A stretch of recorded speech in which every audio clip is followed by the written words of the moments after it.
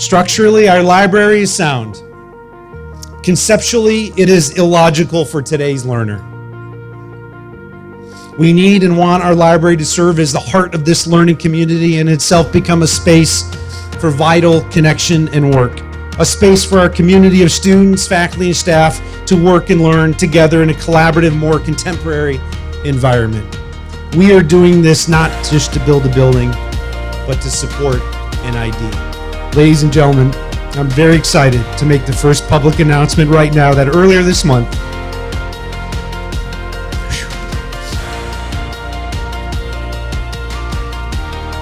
Juniata was very fortunate to receive the lead gift necessary to proceed with the reimagining of Beeghly Library.